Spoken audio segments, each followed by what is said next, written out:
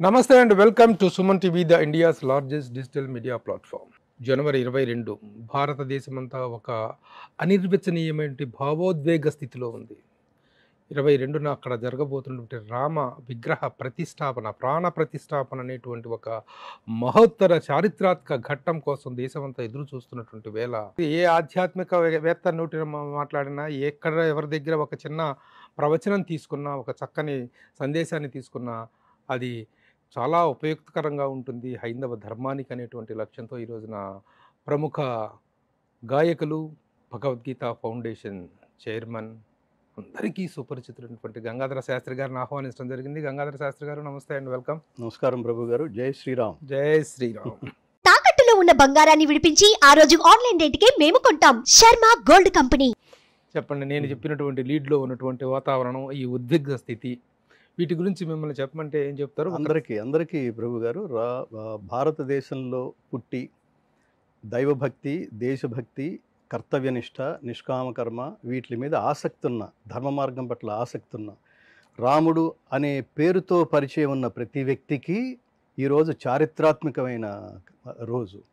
అందుకని మనం రెండు గుర్తుపెట్టుకుందాం. ఒకటి జై శ్రీరామ్, రెండవది అలాంటి దైవానికి జన్మనిచ్చిన భారత్ మాతాకి జై. అలాంటి శ్రీరాముడికి 500 సంవత్సరాల తర్వాత దీని ఏదో కాంట్రవర్సీ చేసేసి దాని జోలికి కూడా వెళ్లకుండా, ఏది దేవుడి జోలికి కూడా వెళ్లకుండా రకరకాల రాజకీయాలు మబ్బులు అలుముకున్న నేపథ్యంలో వాటన్నిటినీ తీసి, కాదు రాముడు దేవుడు ఎందుకు అయ్యాడంటే, రాముడు ద్వారా ప్రపంచానికి అందింది ధర్మము. రాముడికి నేను ఎప్పుడు చెప్తుంటాను ఒకటి, రాముడికి రావణాసురుడికి తేడా ఏమిటి? ఈ చిన్నవి తెలుసుకోవాలి జనాలు. రావణాసురుడు ధర్మజ్ఞుడు, రాముడు ధర్మాత్ముడు. ధర్మజ్ఞుడు అంటే వాడికి ధర్మం తెలిసిన జానామి ధర్మం నచమే ప్రవృత్తి, జానామి అధర్మం నచమే నివృత్తి. ఆ తర్వాత యుగంలో దుర్యోధనుడు ఇదే మాట అంటుండేవాడు, ధర్మం అంటే ఏమిటో తెలుసురా కానీ ఆచరించే బుద్ధి కాదు, అధర్మం అంటే ఏమిటో కూడా తెలుసురా కర్ణుడితో అంటుండేవాడు, కర్ణుడితో స్నేహితుడితో అంటుండేవాడు. అధర్మం అంటే ఏమిటో తెలుసురా నాకు, కానీ అదే చేయాలనిపిస్తుంటుంది. రావణాసురుడికి ధర్మం తెలియక కాదు, ధర్మం తెలుసు అంతే, ఆచరించడానికి ఫెయిల్ అయ్యాడు. ధర్మజ్ఞత వేరు, ధర్మాత్మక వేరు. అంటే తనే ధర్మంగా నిలబడ్డవాడు. అన్ని లక్షణాలు కలిగి ఉన్న సకల సద్గుణాభిరాముడు శ్రీరాముడు. అలా జై శ్రీరామ్, భారత్ మాతాకి జై. రాముడి కీర్తిని ఎన్నో యుగాలుగా, భవిష్యత్తులో ఎన్నో యుగాలుగా అలా ప్రతిష్ఠించే అత్యద్భుతమైన కార్యక్రమానికి శ్రీకారం చుట్టి సక్సెస్ అయ్యి రామానుగ్రహం పొందిన మహోత్కృష్టమైన వ్యక్తి నరేంద్ర మోడీజీకి జై. అతను కాకపోతే మీరు ఊహించుకోండి ఒకసారి, ఒక వ్యక్తి ఉన్నప్పుడు అతని విలువ తెలుసుకోకపోతే వెళ్ళిపోయిన తర్వాత తెలుసుకునే ఉపయోగం లేదు. మోడీ అనే వ్యక్తి లేకపోతే, అక్కడ ఆ స్థానంలో, ప్రధానమంత్రి స్థానంలో లేకపోతే ఇది సాధ్యమయ్యే పని కానే కాదు. జస్ట్ లైక్ దట్ అలా చేశాడు. జస్ట్ లైక్ దట్ కాశ్మీర్ సమస్య. సో శ్రీరాముణ్ణి, సకల సద్గుణాభిరాముడు అనగలిగిన శ్రీరాముణ్ణి ఈ రోజు వరకు జస్ట్ గుడి కట్టేసి ఉంచేద్దామా? మనసులో గుడి కట్టుకుని ఊరికి అలా దండం పెట్టుకుని ఉంచుదామా? లేదా అతని నుంచి ఏమైనా కొన్ని నేర్చుకోవాల్సినవి ఏమైనా ఉన్నాయా? ఉన్నవి ఈ రోజు నుంచి అయినా తెలుసుకోవడానికి ప్రారంభిద్దామా? ఎందుకు ఇన్ని కోట్ల మంది, ఎంతోమంది గతంలో ఆంగ్లేయులు కానీ, తర్వాతకి ఈ బహమనీ సుల్తాన్లు, ఈ మొఘల్ వంశాలు, ఇవన్నీ మన దేశం అస్తిత్వాన్ని సర్వనాశం చేయడానికి ఎంత ప్రయత్నించినా కూడా రాముడు అలా నిలబడడానికి కారణం ఏమిటి? ఆయన నుంచి మనం నేర్చుకోవాల్సింది, మన పిల్లలకి నేర్పించవలసింది. ఇవన్నీ యాక్చువల్గా ఈరోజు డిస్కసింగ్ పాయింట్స్. అది ఎంత ఎత్తు గుడి కట్టారు, అందులో విశేషాలు ఏమిటి, ఇవి తెలుసుకోండి, ఇవి తెలుసుకోవాల్సినవి. కానీ అంతకంటే మించి అతనికి గుడి కట్టవలసిన అర్హతలు ఏమున్నాయి, ఆ గుళ్ళోకి వెళ్ళటానికి మనకు కావాల్సిన అర్హతలు ఏమిటి? ఊరికే దండేయటం కాదు, ఊరికే దండం పెట్టేసుకోవటం కాదు. సో దాని గురించి మనం కనుక మాట్లాడితే, ఈ ప్రపంచ సాహిత్యంలోనే తొలి ఆది కావ్యం రామాయణం. ఆది పురుషుడు అన్నాం, ఈ మధ్యన సినిమా కూడా వచ్చింది కదా. శ్రీరాముడు పురుషుడు కాదు, పురుషోత్తముడు, మానవుడు కాదు, దైవం. ఈ రోజు నుంచైనా రామాయణాన్ని మీ పిల్లలకి నేర్పించండి. సంక్షిప్త రామాయణం, చిన్న పుస్తకం. నేను అసలు ప్రారంభమే శ్రీరాముడి మహాప్రసాదం అందిస్తూ ప్రారంభించాలనుకున్నాను. జై శ్రీరామ్. జై శ్రీరామ్. జై శ్రీరామ్. అయితే ప్రామాణిక వ్యక్తిత్వాలు అనేటువంటి విషయాన్ని కనుక మనం తీసుకున్నట్టయితే రాముణ్ణి అనుసరణీయులు, ఆరాధ్యుడు అంటాం. అలాంటి లక్షణాలు కృష్ణుడికిలో ఉన్నటువంటి లక్షణాలతోటి పోల్చి చెప్పమంటే ఏం చెప్తారు మీరు? తేడా ఏమీ లేదు, ఇద్దరు వ్యక్తిత్వాలు ఒకటే. రామతత్వం, కృష్ణతత్వం. కృష్ణుడు స్వయంగా తను పరమాత్ముడు అని ప్రకటించుకున్నాడు. అహమాత్మా గుడాకేశ సర్వభూతాశయ స్థిత అహమాదిత్య మధ్యంచ సర్వభూతానాం అంత ఏవచ. అంటే ఆ సర్వ ప్రాణుల్లో ఉన్న ఆత్మను నేనే, వాటి ఆది మధ్యాంతాలు నేనే, సృష్టికి బీజం నేనే, ఇష్టమైతే మేకప్ అంట, లేకపోతే ప్యాకప్ అంట అని అన్నవాడు భలే కబుర్లు చెప్తున్నాడని మనలాంటి వాళ్ళు అనుకుంటారు కదా, ఎవడు కూడా ప్రకటించేసుకుంటున్నాడు దేవుడని. అది మనకు సందేహ నివృత్తి చేయడం కోసమే విశ్వరూప సందర్శన యోగం పేరుతో అదంతా ఏమిటో తను చూపించాడు. తను ఏదైతే చెప్తాడో అది దాన్ని ఆచరిస్తాడు. ఆచరించింది మాత్రమే మాట్లాడ, ఏది మాట్లాడుతున్నావో అది ఆచరించు అని తను ఆచరించి చెప్పిన గురువు, జగద్గురువు. అది కృష్ణావతార పరమార్థం. మనకి ఇంగ్లీష్లో చాలా గొప్ప సామెత ఉంది, నువ్వు జడ్జిమెంట్ జోలికి వెళ్తే నువ్వు అసలు విషయాన్ని గ్రహించలేవు. ఎప్పుడు వాడిని అలా సినిమాకి వెళ్ళాము, రివ్యూ పని మీదే వెళితే సినిమాని ఎంజాయ్ చేయలేము. నువ్వు జడ్జిమెంట్, అందుకనే నువ్వు ప్రేమించాలనుకుంటే ప్రేమించంతే. జడ్జిమెంట్ ఉన్న చోట ప్రేమ ఉండదు, ప్రేమ ఉన్న చోట జడ్జిమెంట్కి తావులేదు. అది శ్రీకృష్ణ తత్వం. ఒక్కటే మాటలో చెప్పాలంటే నమే ద్వేష్యోస్తి న ప్రియ. నాకు ఒకటి పట్ల ద్వేషం, ఒకటి పట్ల ప్రియత్వం ఉండదు. ఎవడు ధర్మ మార్గంలో నడుస్తాడో వాడికి నేను దగ్గరగా ఉంటాను, నాకు వాడు దగ్గరగా ఉంటాడు, చాలు కదా. అది కృష్ణతత్వం. రామతత్వం ఏమిటంటే తను రామో విగ్రహవాన్ ధర్మ. రాముడు ధర్మాత్ముడు అని అన్నది ఎవరో తెలుసా? మామూలుగా రాముడు చుట్టూతా ఉన్న ఫ్యాన్స్ కాదు, ఆ ప్రభు పరిపాలన ఉన్న ప్రజలు కాదు. రాముడిని తన శత్రువుగా భావించి రాముడు చేసే ప్రతి కార్యాన్ని నాశనం చేయడానికి సంకల్పించిన రాక్షసులలో ఒకడు మారీచుడు. మారీచుడు అనే రాక్షసుడు రావణాసుడికి ఒక సందర్భంలో తలంటి పోస్తూ, నువ్వు అసలు ఆయన పట్టుకుంటే నాశనం అయిపోతావు, మసి అయిపోతావు, అది ధర్మాత్ముడు, ఆ మార్గం వేరు, అందులోకి వెళ్ళి నువ్వు చాలా తప్పు చేసావు, సీతను తీసుకురావడం ఏమిటి, పరస్త్రీ మీద కన్నేయటం ఏమిటి అని రాక్షసుడు. నేను ఇబ్బంది పెట్టాలనుకుని నేను సర్వనాశనం అయిపోయే స్థితికి వచ్చాను, అందుకని అలాంటి వాడు జోలికి వెళ్ళకు అంటే రావణాసురుడు మారీచుడిని నానా ఇబ్బంది పెట్టి, మన రిలేషన్ ఇదేనా, నేను రాజుని, నేను చెప్పింది చేయాల్సిందే అంటే రావణుడి బాధ భరించలేక ఇతను ఆ బంగారు జింక అవతారం ఎత్తి చివరికి చాలా ఒక కీలకమైన ఘట్టం. సో అట్లా రాముడి జీవితాన్ని, రాముడి కుటుంబాన్ని ధ్వంసం చేయాలని అని అనుకున్న మారీచుడు సైతం, అది పాయింట్, మారీచుడు సైతం రాముణ్ణి రామో విగ్రహవాన్ ధర్మ, రాముడు ధర్మమూర్తి, రాముడు నిలువెత్తు ధర్మ విగ్రహం అన్నాడంటే ఇంతకంటే కాంప్లిమెంట్ ఏమైనా ఉంటుందా? మనం ఇంజనీర్గా చూస్తుంటాం, ఒక హీరోని ఇంకొక హీరో ఫ్యాన్స్ మెచ్చుకోరు. చూడండి ఎలా ఉంటాం, చూడండి మళ్ళీ వాళ్ళందరూ ఒకటి. సో అలా ఇక్కడ రాక్షసుడైన వాడు శ్రీరాముడికి ఇచ్చిన గొప్ప కితాబు అది. అలాగే రామాయణం, ప్రతివాడు రాముడి గురించి తెలుసుకోవాల్సిందే. ఎందుకంటున్నానంటే నువ్వు దేశభక్తుడు అయితే అసలు ఈ దేశం అస్తిత్వం ఏమిటో తెలుసుకో. Knowing ever self is a greatest education. నీ గురించి తెలుసుకో, ఎందుకు పుట్టావో తెలుసుకో, నీ తల్లిదండ్రుల గొప్పతనం తెలుసుకో, నీ దేశం గొప్పతనం తెలుసుకో, ఈ దేశానికి ఆ గొప్పతనం ఎలా ఎందుకు ఆపాదించబడిందో తెలుసుకో. అంతే కదా. మీ వంశంలో 7 తరాలు చూసుకుని 7 తరాలు చూసుకున్నా ప్రభు లాంటి గొప్ప జర్నలిస్టు లేడు. ప్రభు ఫ్రెండ్సే కాదు, డైరెక్ట్గా స్టేజ్ మీద దాసనారాయణరావు గారు మాట్లాడడం నేను విన్నా. ఈ కాంప్లిమెంట్ మీ ఫ్యామిలీస్ అన్ని వింటున్నప్పుడు ఏమనుకుంటాయి? మా వంశానికి, మా ఇంటి పేరుకి ఒక గొప్ప పేరు తెచ్చిపెట్టినవాడు ప్రభు. ప్రతివాడిది బాధ్యత ఇది. సో అట్లా సూర్యవంశానికి చాలా గొప్ప పేరు తెచ్చిపెట్టినవాడు శ్రీరాముడు. దానికి అసలు గురువుల శుశ్రూష, అన్నాతమ్ముల అనురాగం, ఇతరుల పట్ల ఏమంటారు, ఒకటి పట్ల ద్వేషం, ఒకటి పట్ల ప్రియత్వం లేకపోవడం, అందరినీ సమానంగా చూడడం, ధర్మాన్ని అనుసరించడం, ఎంతటి కష్టమైనా, జీవితంలో ఎంతటి కష్టమైనా స్థితప్రజ్ఞత్వం ఉండటం. కైకేయి నువ్వు గెటౌట్ అంది, భరతుడికి రాజ్యపాలన, నేను మీ నాన్న అడిగాను, భరతుడికి రాజ్యపాలన, నువ్వు అడవులకు 14 ఏళ్ళు అడవులకు వెళ్ళిపోవటం ఇదని అంటే, నేను ఒకసారి సారీ అమ్మా, ఐఎమ్ వెరీ సారీ, నేను ఒకసారి నాన్న కన్ఫర్మ్ చేసుకొస్తాను అనలేదు. అతని మొహంలో రామాయణం చెప్తుంది, ఆయన శ్రీరామచంద్రుడి ముఖంలో ఇంత ఈషణ్మాత్రమైన కదలికలు లేవు, నిశ్చలంగా ఉన్నాడు. దీని పేరు స్థితప్రజ్ఞత్వం. దాన్ని వివరించాడు తర్వాత యుగంలో శ్రీకృష్ణ పరమాత్మ. భగవద్గీతలో చెప్పినటువంటి ఈ పర్టికులర్ శ్లోకం అనేటువంటిది ఆ రోజున రాముడు ఆచరణ ద్వారా, అది అప్పటి ఆ రియాక్షన్కి గొప్పగా అన్వయం. మీరు అడిగిన ప్రశ్నలో మన స్థూలంగా ఏకవాక్యంలో చెప్పాలంటే రాముడు ధర్మాన్ని ఆచరించి చెప్పాడు, శ్రీకృష్ణుడు ధర్మాన్ని బోధించాడు గురువై.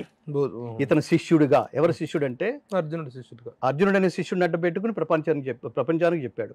అదే దుఃఖం అర్జునుడి స్థానంలో ఉన్నట్టుగా ఇతను పొందిన దుఃఖాన్ని నివృత్తి చేస్తూ వశిష్ఠ మహాముని ఆయనకి బోధ చేస్తే, ఆయనకి వశిష్ఠ మహాముని శ్రీరాముడికి బోధించిన గీత లాంటిదే యోగ వాసిష్యం.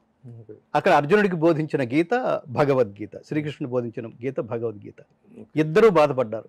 ఈ ప్రపంచం ఏమిటి, అసమానతలు ఏమిటి. 16 ఏళ్ల వయస్సులో శ్రీరాముడు జీవితం ఇలా ఉంటుంది అని వశిష్ఠుడు 26,000 శ్లోకాలతో అతనికి యోగ వాసిష్టం పేరుతో, నేను ఎప్పుడు చెప్తుంటాను, మామూలుగా మనం ఏడిస్తే మన ఏడుపుకి 2 కారణాలు, ఒకటి మనకు లేదని, రెండోది పక్కనాడికి ఎక్కువ ఉందని. కానీ మహాత్ములు విలపిస్తే వాళ్ళు ధర్మం కోసం విలపిస్తారు, ధర్మం కోసం బాధపడతారు. అందుకని అది యోగం అయింది. అందుకని అర్జున విషాద యోగం, అర్జునుడి ఏడుపు కూడా ఒక యోగం అయింది. ఇక్కడ ఈ మహాత్ముడు కూడా, శ్రీరామచంద్రుడు కూడా ఆయన విషాదం వల్ల మనం తపస్సు చేయకుండానే అక్కడ శ్రీరాముడు ఏడ్చాడు, మన పంట పండింది. మన ఒళ్ళో యోగ వాసిష్టం అనే ఉత్తమ జీవన విధాన గ్రంథం ఉంది.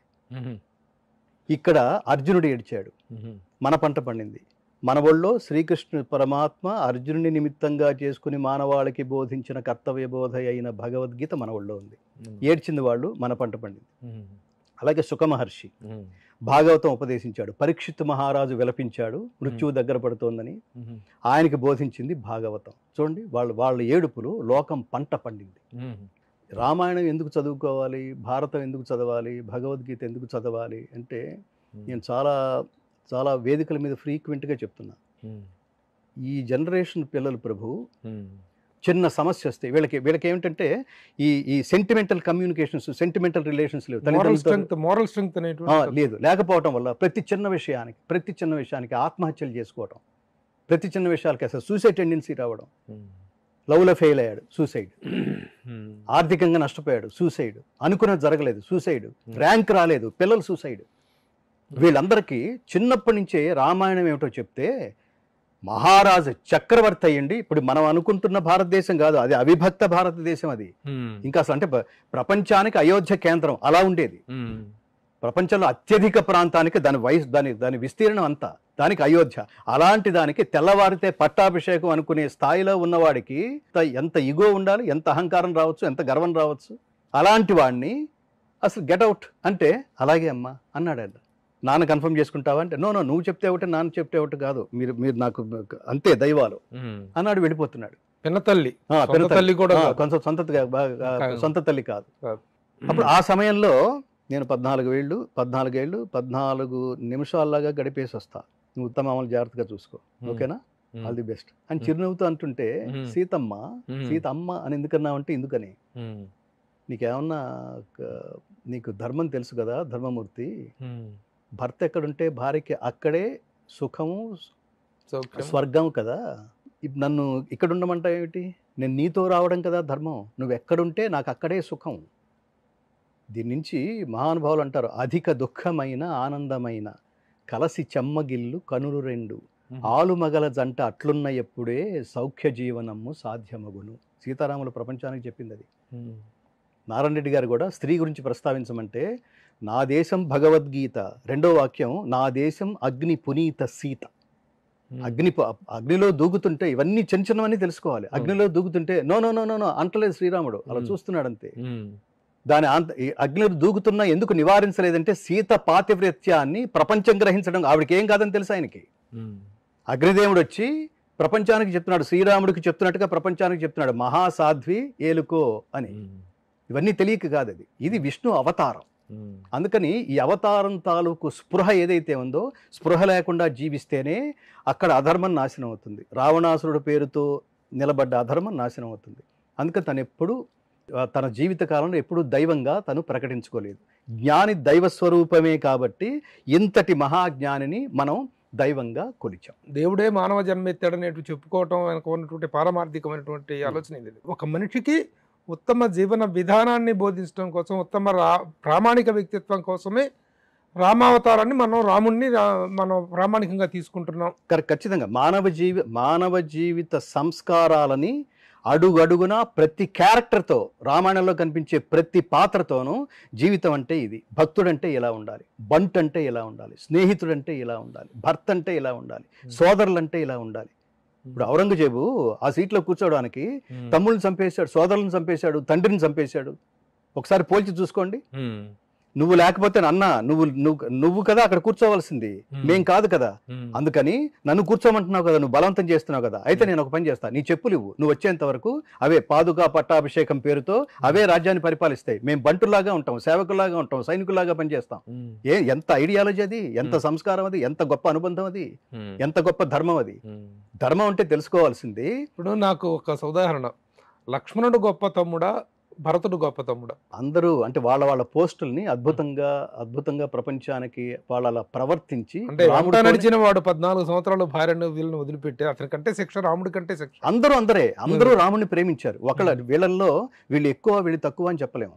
రాముడు కౌసల్యకి జన్మించిన వాడు రాముడు, సుమిత్రకి జన్మించిన వాడు లక్ష్మణ శత్రుఘ్నుడు, కైకేయికి జన్మించిన వాడు భరతుడు. సో సవతి తల్లికి జన్మించారు, పెనతల్లికి జన్మించారు అని అట్లా చూడడం అనేది లేదు. దశరథుడికి రాముడి పట్ల అత్యంత ప్రేమ ఎక్కువ అని అసూయపడ్డ క్షణాలు లేవు. అసలు ఆ యుగం వేరు, ఆ ఆలోచనలు వేరు. వాళ్ళ నుంచి నేను దేనికి చెప్తున్నానంటే, అలాంటి శ్రీరాముణ్ణి ఆదర్శవంతంగా తీసుకోవటం వల్ల ఏం జరుగుతుందంటే రామరాజ్యం ఏర్పడుతుంది. ఇప్పుడు మనం ఇవాళ ఆశించవలసింది ఏమిటంటే, రాముడికి గుడి కట్టాం, నెక్స్ట్ రావాల్సింది రామరాజ్యం. పిల్లలకు తెలుసుకుంటున్నాం, నాన్న ఎన్ని కష్టాలు వచ్చినా తెల్లవారితే అప్పటిదాకా హంసతూలిక తల్పాల మీద భోగాలు అనుభవించిన శ్రీరాముడు తర్వాత క్షణం అసలు తను కల్లో కూడా ఊహించలేంది. అది తర్వాత క్షణం కటిక బండల మీద అరణ్యంలో ఎప్పుడు తింటాడో, ఎప్పుడు పడుకుంటాడో, నిరంతరం జంతువుల మధ్యలో, క్రూర జంతువుల మధ్యలో పడుకోవాల్సిన స్థితిని రాముడు ఊహించగలిగాడా? ఆ స్థితిని కూడా ప్రిపేర్ అయ్యాడేంటి అంటే, జీవితంలో ఎలాంటి పరిస్థితి వచ్చినా ఎదుర్కోగలిగే మానసిక స్థైర్యాన్ని కదా శ్రీరాముడి నుంచి మన జనరేషన్ నేర్చుకోవాల్సింది. చిన్న చిన్న వాటికి ఆత్మహత్యలు కాదు, చాలా ప్రశాంతంగా. రాముడు స్మితోత్తర భాషి, శ్రీకృష్ణుడు స్మిత పూర్వాభిభాషి. ముందు నవ్విన తర్వాత మాట్లాడతాడు కృష్ణుడు, మాట్లాడిన తర్వాత నవ్వుతాడు శ్రీరాముడు. అందరూ లోకమంతా క్షేమంగా ఉండాలి అని నిరంతరం లోకం కోసమే ఆలోచించి, నహి కళ్యాణకృత కశ్చిత్ దుర్గతిని తాత గచ్చతి. మంచి పనులు, లోకం కోసం మంచి పనులు చేయడమే మానవ జీవిత పరమార్థం. స్వార్థం అనేది వదిలిపెట్టు. శ్రీరాముడి నుంచి నేర్చుకోవాల్సింది స్వార్థం లేదు. కుటుంబం పట్ల అనురక్తి, బాధ్యత, ఇవన్నీ ఎందుకు చదవాలంటే రాముడి గురించిన పూర్తి ఇన్ఫర్మేషన్ కావాలి. రాముడు హైట్ ఎంత? 8 అడుగులు. హనుమంతుడు చెప్తాడు సీతమ్మకి బంట్ అంటే ఎలా ఉండాలని ఆంజనేయుడు క్యారెక్టర్ చెప్తుంది. Sincere worker. చూసారమంటే కాల్చొచ్చాడనే ఒక మాట మనకు వినిపిస్తుంది, చమత్కారంగా వాడే, కానీ అందరూ చాలా సీరియస్నెస్ ఉంది. చూసిరమ్మంటే కాల్చొచ్చాడనే మాట వెనకాల అంతరార్థం, దాని లక్ష్యార్థం ఏమిటంటే, విజ్ఞుడైన వాడు, తెలివైన వాడు, వాడికి ఒక పని చెప్తే దానితో ఉన్న అనుబంధమైన ఇతర పనులు కూడా చక్కబెట్టుకొచ్చేవాట జ్ఞాని అంటే. ఆంజనేయ స్వామి అలాంటి వాడు. సో అట్లా కాబట్టే రామాయణం ప్రతి ఇంట ఒక జీవనాడిగా మన జీవితాల్లో మమేకం అయిపోయింది. పాత రోజుల్లో ఇద్దరు కొట్టుకుని విడిపోవాల్సిన పరిస్థితి వచ్చినా కూడా స్నేహితులు నీకు నాకు రామ్ రామ్ అనేవాళ్ళు. అసలు ప్రతిదానికి అసలు రాముడు శబ్దం లేకపోతే, ఆ పదం లేకపోతే అసలు జీవితాలే లేనంతగా అలా మన జీవితాల్లో నిరంతరం మమేకం అయిపోయిన అత్యద్భుతమైన క్యారెక్టర్, లైవ్ క్యారెక్టరు ధర్మాత్ముడు. ధ్రియతే అనేన ఇది ధర్మ. ధర్మం అంటే ఏమిటంటే, రాముడు ఎందుకు ధర్మాత్ముడు? అసలు ధర్మం అంటే, ధర్మం అనే పదానికి అర్థం తెలుసుకోవాలి, మతం అనే పదానికి అర్థం తెలుసుకోవాలి. మతం అంటే ఒక వర్గానికి చెందింది మాత్రమే. ధర్మం అంటే సార్వజనీనమైనది. వాడు మాట్లాడే మాట, వాడు ఆచరించే తీరు, దాన్ని ప్రపంచంలో అసలు ఈ మతాలతో, కులాలతో, ప్రాంతాలతో సంబంధం లేని ఏ మూలవాడు అబ్జర్వ్ చేసినా భలే క్యారెక్టర్ రా, భలే బిహేవియర్ రా, భలే మాట రా, భలే రూపం రా, భలే వాక్కురా, భలే పర్సెప్షన్, భలే ఐడియాలజీ అని అనిపించుకోవాలి. అలాంటి వాడు శ్రీరాముడు. లేకపోతే వీళ్ళందరూ Edwin Arnold, max Muller, open hammer, warn Hastings, Einstein, Aldous Huxley, వీళ్ళందరూ రామాయణాల గురించి, భారతాల గురించి ఎందుకు మాట్లాడతారు? ఎందుకు మాట్లాడాలి? వీటి మీద వచ్చిన వ్యాఖ్యానాలు ప్రపంచంలో ఇంకెక్కడా లేవు. రెండవది, మరో ముఖ్యమైన విషయం, దేశభక్తి. అందరూ మాట్లాడుతున్న మాట, ఆ దేశభక్తి అనే పదాన్ని ప్రపంచానికి పరిచయం చేసిన వాడు శ్రీరామచంద్రుడు. యుద్ధం సమయంలో లక్ష్మణుడితో కలిసి వెళితే లక్ష్మణుడు లంకా ద్వీపాన్ని చూసి ఆ నగరాన్ని చూసి ఆశ్చర్యపోయాడు. అతను స్వర్ణమయంగా ఉన్న ఈ లంక ఎంత అద్భుతంగా ఉంది ఏంటన్నా, అసలు అద్భుతం అద్భుతం అని. అసలు మనం కొత్త ప్లేస్కి వెళ్తే టూరిస్ట్ స్పాట్స్కి వెళ్తే ఎంత ఎంజాయ్ చేస్తాం, ఆ ఎగ్జైట్మెంట్ వ్యక్తపరిచినప్పుడు లక్ష్మణుడు స్థితప్రజ్ఞత్వంతో రాముడి చిరునవ్వుతో ఒక మాట అన్నాడు, అపి స్వర్ణమయీ లంక నమే లక్ష్మణ రోచతే జననీ జన్మభూమిశ్చ స్వర్గాదపి గరీయసి. నీ దృష్టిలో లంక చాలా వైభవంగా ఉండుండొచ్చు, నీకు అలా కనపడుతూ ఉండుండొచ్చు, కానీ ఒక్కడు గుర్తుపెట్టుకో లక్ష్మణ, మాతృభూమి మాతృమూర్తి స్వర్గం కంటే గొప్పవి లక్ష్మణ అన్నాడు. అప్రయత్నంగా ఎన్ని గొప్ప మాటలు మాట్లాడేస్తారు చూడండి. అది అక్కడి నుంచి వచ్చింది, అక్కడి నుంచి వచ్చింది అది.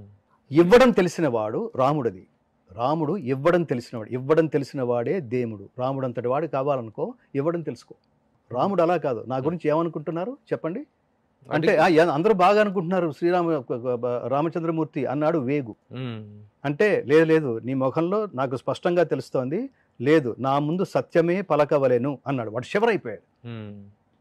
అంటే వాడు ఇలా మాట అన్నాడు, అది మనం పట్టించుకోవాల్సిన అవసరం లేదు. ఏమన్నాడు అన్నాడు, ఏడాది లంకలో ఉన్న సీతను తెచ్చి ఏలుకున్నాడు, ఆయన వెర్రివాడు కాబట్టి ఏలుకున్నాడు, నేనైతే ఏలుకునేవాడిని కాదు అన్నాడు అని వాళ్ళకి చెప్పడం కోసం. అంటే దీని అర్థం ఏంటంటే, పరిపాలించే రాజుకి ఇంకా వ్యక్తిగతం అనేది ఉండదు, నిరంతరం లోకం కోసమే లోకం కోసమే లోకం కోసమే. ఎవడైతే తన కోసం బతుకుతాడో వాడున్నంత కాలమే జీవించి ఉంటాడు, వాడితో అవసరం ఉన్న వాళ్ళ చుట్టూతా మాత్రమే బతికుంటాడు. ఎవడైతే లోకం కోసం బతుకుతాడో లోకాలున్నంత కాలం ఉండిపోతాడు. అందుకని కదా ఎక్కడో త్రేతాయుగం నాటి శ్రీరామచంద్రుణ్ణి ఈ యుగంలో మనం తలుచుకుంటున్నామా. రాముడు వ్యక్తిత్వాన్ని మొత్తం ఒక సమగ్రంగా చెప్పినటువంటి ఒక శ్లోకంగానే ఒక పద్యంగానే చెప్పగలరు. శ్రీరామచంద్ర ఆశ్రిత పారిజాత సమస్త కళ్యాణ గుణాభిరామ. చాలు కదా, నిరంతరం మంగళమాతనోతు. ఒక్క మహావాక్యం చాలు ప్రభు.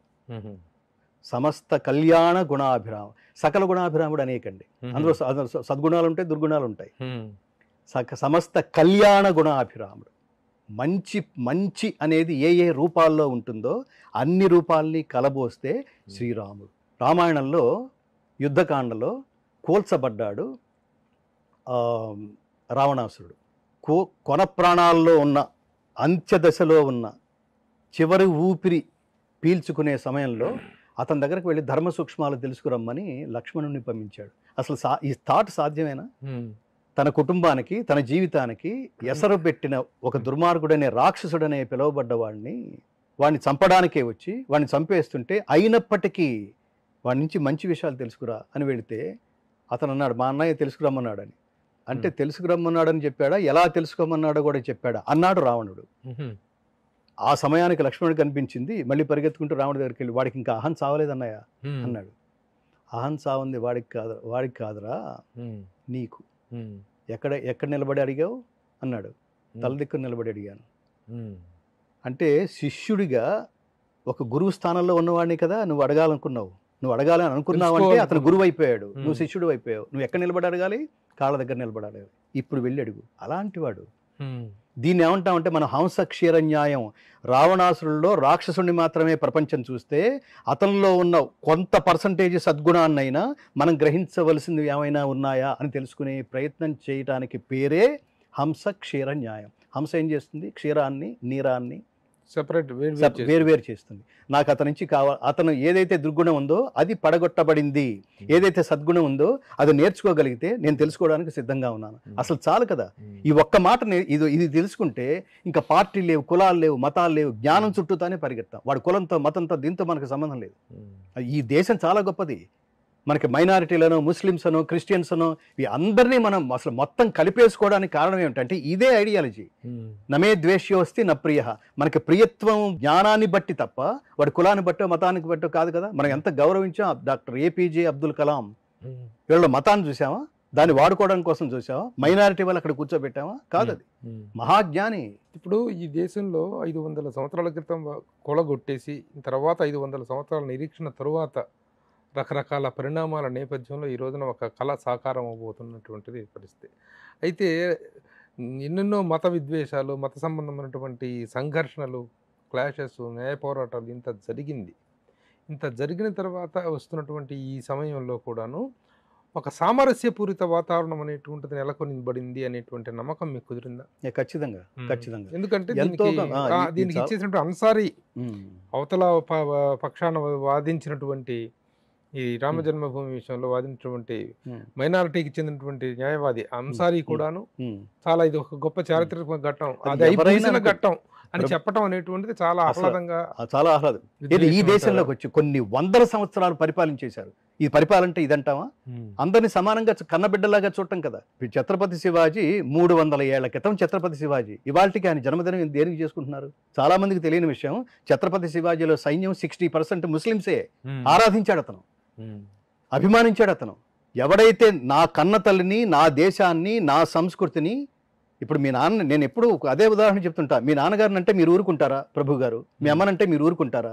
మరి నా రామయ్య తండ్రిని అంటే నేను ఎందుకు ఊరుకోవాలి? ఎందుకు ఊరుకుంటున్నాను? రాజకీయాలు తీసేయండి, నాకు వీళ్ళ ఓట్లు కూడా కావాలంటే మరి 80% వాళ్ళ ఓట్లు మీకు అక్కర్లేదా? వీళ్ళు ఏమైపోయినా పర్లేదా? ఈ నిర్ణయం ఎందుకు మోడీ మగాడు అని అంటున్నావంటే అసలు మీ పర్సంటేజ్తో నాకు సంబంధం లేదు, మీరు ఓట్లు వేయిపోయినా పర్లేదు, నేను నా దేశపు అస్తిత్వాన్ని కాపాడుకుంటున్నాను. నేను అదే చెప్పదలుచుకుంది. బాటమ్ లైన్ ఆఫ్ రామాలయం నిర్మాణం ఏమిటంటే మన దేశపు అస్తిత్వాన్ని, మన దేశపు ధర్మాన్ని తర్వాత తరాల వాళ్ళకి చాటి చెప్పడానికి అతను చేసిన గొప్ప ప్రయత్నం, గొప్ప నిర్ణయం. అది ఎవరు కాదనలేనిది. అది జస్ట్ గుడి అంటే మీరు మతంగా చూడకండి, దీని ధర్మము. దాని ద్వారా అక్కడికి వస్తున్నారు. అక్కడికి వచ్చిన వాళ్ళు ఏం చేస్తారు? రాముడు దండం పెట్టుకుంటారు, ఇంకేం చేస్తారు? ఆ చుట్టూ గోడల మీద అంతా రాస్తున్నారు. ఇప్పుడు రామాయణంలో ముఖ్య ఘట్టాలు.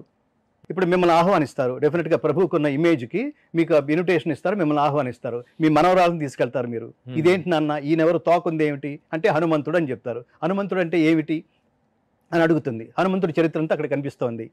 హనుమంతుడి మీద నేను ప్రార్థించాలని ఏం చేయాలి తాతయ్య అని అడుగుతుంది. చూడన్నా, ఎత్ర ఎత్ర రఘునాథ కీర్తనం తత్ర తత్ర కృతమస్తకాంజలిం, మీరు చదువుతూ ఆ పిల్లకి నేర్పిస్తారు. ఇది కదా సంస్కృతి.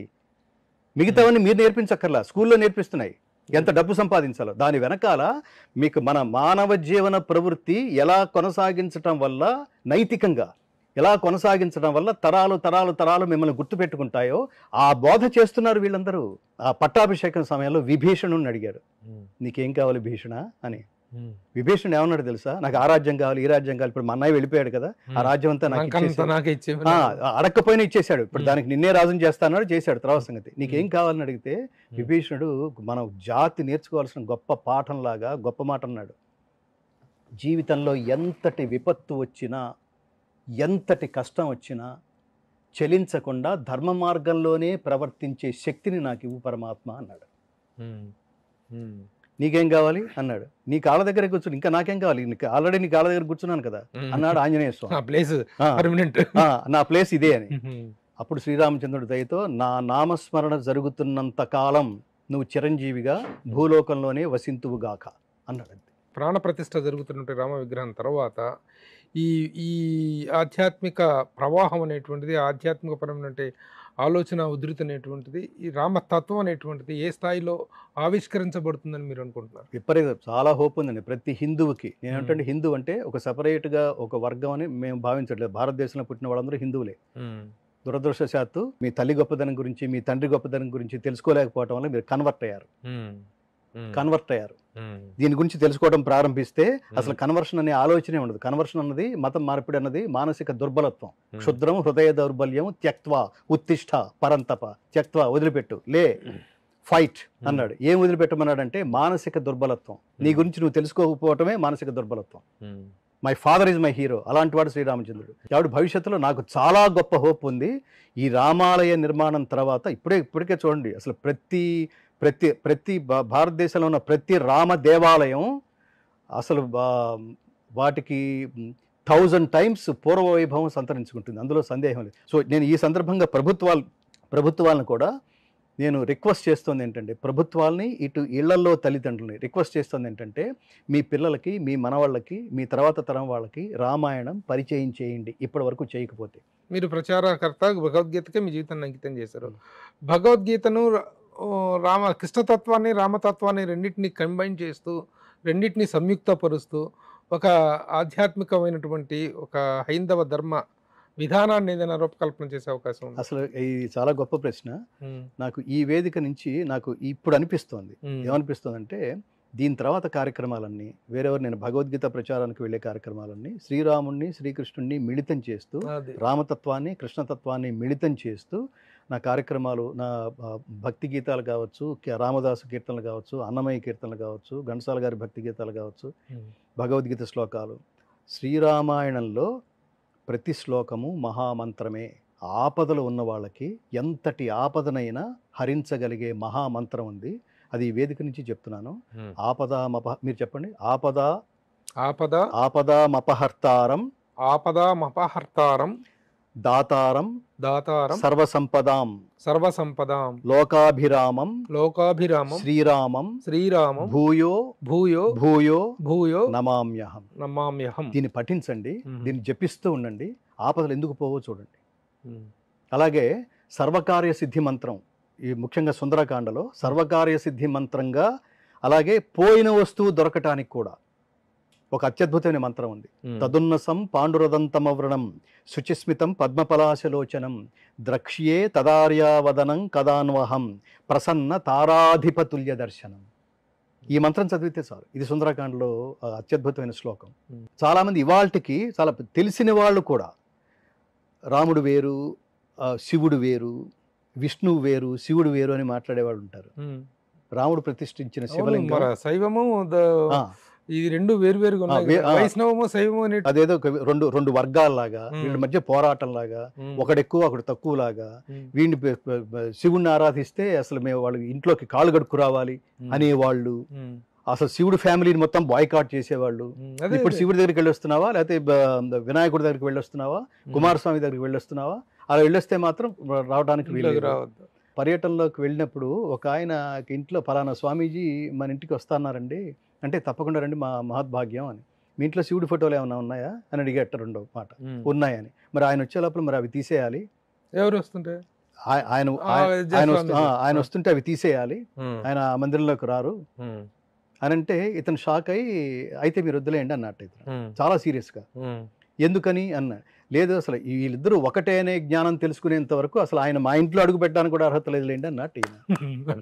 ఎందుకంటే విష్ణు సహస్రనామంలో సర్వశర్వ శివస్థాణు అనే మంత్రం లేకుండా, శివశబ్దం లేకుండా విష్ణు సహస్రనామం పూర్తి కాదు. అలాగే భగవద్గీతలో రుద్రాణం శంకరశ్చాస్మి విత్తేశో యక్షరక్షస, రుద్రశబ్దం లేకుండా, శివశబ్దం లేకుండా భగవద్గీత పూర్తి కాదు. శివలింగాన్ని ప్రతిష్ఠించకుండా శ్రీరాముడి జీవితం పరిపూర్ణం కాలేదు. రామేశ్వరం అదే కదా, రామేశ్వరం అదే కదా. అసలు ఎలా వీళ్ళందరూ ముడిపడిపోయి ఉంటే అనుశాసన పర్వంలో చెప్తాడు.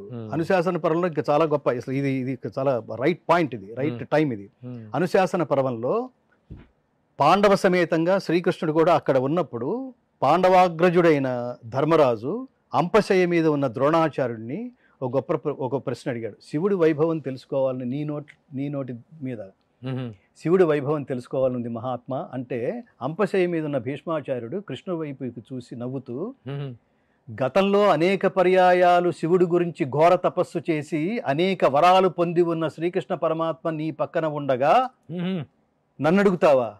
ఇప్పుడు ఆయన నోటి ద్వారా శివ వైభవాన్ని నేను కూడా వినాలనుకుంటున్నాను, చెప్పు పరమాత్మ అని అంటుంటే చాలా ఎమోషనల్గా ఉంది అని భీష్మాచార్యుడు అంటే, అప్పుడు ఈ పాండవులకి శివుడి వైభవాన్ని ఉపదేశిస్తూ శివ సహస్రనామాలని ఆ వేదిక నుంచి ప్రపంచానికి చెప్పాడు శ్రీకృష్ణ పరమాత్మ.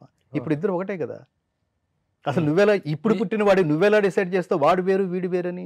ఈ మాత్రం తెలుసుకోలేని వాళ్ళు అసలు ఎలా జ్ఞానులు అవుతారు? దేవుళ్ళని నువ్వెలా డిసెక్ట్ చేస్తావు? శైవము వైష్ణవము రెండు కలిపినటువంటిదే భారతీయ సంస్కృతి, భారతీయ హైందవ. ఖచ్చితంగా ఎక్కడైనా ధర్మం. అందుకనే మీరు అందరి దగ్గరికే వెళ్ళండి, ఎక్కడో పవర్ ఉంది, అది మీకు సంక్రమిస్తుంది. వీళ్ళందరూ మీరు ముక్కోడి దేవతలు అన్నారు. ముక్కోడి దేవతలు మీరు ఏ దేవత పట్టుకున్నా, నదీనాం సాగరోగతి, ఏ నదులన్నీ కలిసి సముద్రంలోకి వెళ్ళినట్టు నువ్వు ఏ దేవతనైనా పట్టుకో, కొన్ని జన్మల తర్వాత నీ సాధన వల్ల నువ్వు తిరిగి చేరేది సముద్రంలోనికి. కేశవం ప్రతిగచ్చతి, ఆ పరమాత్మ దగ్గరికే పోతావు. హరే రామ హరే కృష్ణ, రామ రామ కృష్ణ కృష్ణ అనేటువంటి ఒక హరే రామ రామ రామ హరే హరే, హరే కృష్ణ కృష్ణ కృష్ణ హరే హరే. ఇద్దరు ఏంటంటే మానవ రూపాన్ని ఎత్తి మానవ జీవితాలకి సందేశం ఇచ్చిన వాళ్ళు కాబట్టి తమ జీవన గతిలో తమ నడుస్తూ ఆచరించి ఇలా ఆచరించాలని ప్రపంచానికి చెప్పిన వాళ్ళు. అందుకని స్థిరపడిపోయారు. మత్కర్మ కృన్మత్ పరమః మద్భక్త సంగవర్జిత నిర్వైర సర్వభూతేషు యస్సమాం ఏతి పాండవ. ఈ స్వామీజీల దగ్గరికి వెళ్ళేవాళ్ళు, గురువుల దగ్గరికి వెళ్ళేవాళ్ళు, పాపం వాళ్ళు అమాయకులైన వాళ్ళని వీళ్ళు డైరెక్ట్ చేయాల్సింది ఏమిటంటే ఏ పని చేయటం ద్వారా పరమాత్మ అనుగ్రహం పొందుతావు అంతే తప్ప నా మార్గంలో అడ్డబొట్టు పెట్టేసి లేదా వచ్చిన వాడికి నిలువు బొట్టు పెట్టేసి ఇదేంటిది అంటే ఏదో నీకు అప్పుడు క్రైస్తవానికి నీకు తేడా లేకుండా అయిపోయింది కదా. అదేమిటది నువ్వేరు నేను వేరు కాదు, మనమందరము ఒక్కటే, మనందరికీ ఒక్కడే, ఇది చెప్పాలి. సరే, చివరిగా ఒక పెద్ద సందేహం అది దాన్ని మీరే నివృత్తి చేయగలరనేటువంటిది. ఇప్పుడు హైందవ ధర్మము సనాతన ధర్మం అన్నిటికీ కూడా మూలం వేదం అంటారు. వేదం వందే జగద్గురు అంటారు. వేదం అంటే వేదం అపౌరుషేయం, అంటే పురుషులు అంటే మానవుడు రాసింది కాదు, అది సాక్షాత్తు పరమాత్ముని ముఖపద్మం నుండి వెలువడిన మహోత్కృష్టమైన దివ్యవాణి. ఈ సందర్భంగా నేను దానికి చిన్న డిస్క్రిప్షన్ ఇస్తాను. భగవద్గీతకి భాష్యం రాసే ముందు శంకరాచార్య అప్పటికే అతి ప్రాచీనమైన ఒక శ్లోకాన్ని ఉటంకిస్తూ భగవద్గీతకి భాష్యం రాయడం ప్రారంభిస్తారు. భగవద్గీతకి భాష్యం రాసిన తొలి భాష్యకారుడు జగద్గురు ఆదిశంకరాచార్య. ఆ స్థానాన్ని మరెవరూ భర్తీ చేయలేరు. అంత వాంగ్మయాన్ని ప్రపంచానికి అందించిన వాడు. ఆ తర్వాత ఎవరు అందించలేదు. భగవద్గీతకి ప్రామాణికమైన భాష్యం కూడా శంకర భాష్యమే. ఎన్నో భాష్యాల్ని రెఫర్ చేసి 150 మంది టెక్నీషియన్స్, స్కాలర్స్ ఇన్ని పుస్తకాలు రెఫరెన్స్ తీసుకుని భాష్యం రాసుకుని తాత్పర్యం రాసుకుని ప్రపంచానికి అందించడంలో మన ప్రాజెక్ట్ అలా చేసాం.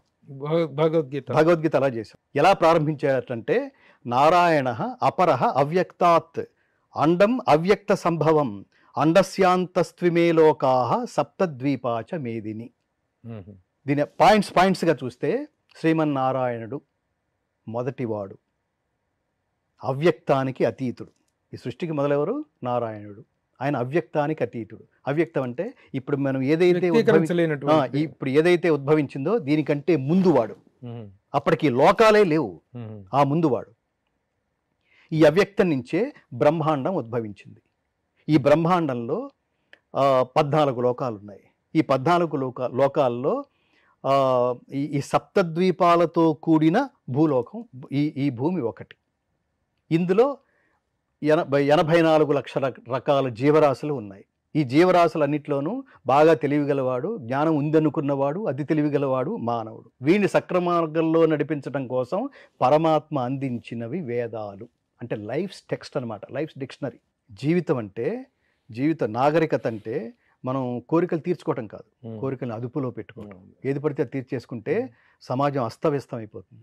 అందుకని ఏం చేయాలో ఏం చేయకూడదో మనకి చెప్పినవి వేదాలు. థ్యాంక్ యూ గంగాధర్ గారు, చాలా గొప్ప విషయాలు చెప్పారు. అలాగే ఇలాంటి సందర్భాలు ఏర్పడిన అప్పుడల్లా మిమ్మల్ని మా స్టూడియోకి సుమన్ టీవీకి ఆహ్వానించి సందేహ నివృత్తి చేసుకోవటం ఒకటి, అలాగే తెలియని చాలా విషయాలను మేము తెలుసుకునేటువంటి అవకాశం మరలా మాకు కల్పిస్తారని ఆశిస్తూ థ్యాంక్ యూ వెరీ మచ్. చాలా కృతజ్ఞతలు. జై శ్రీరామ్. జై శ్రీరామ్.